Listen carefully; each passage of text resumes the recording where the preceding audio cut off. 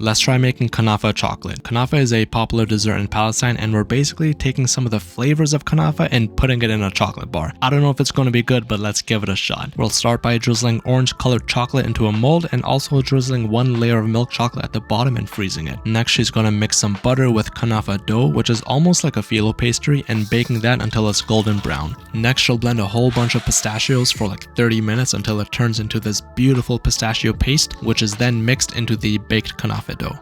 Oh, that's way better than peanut butter. Now here's the cool part. She'll take this pistachio kunafa dough mixture and fill it in the frozen chocolate molds, then take another layer of chocolate and spread it on top to seal it. Now it just needs to be frozen so everything is set, and then it can be popped out and trimmed.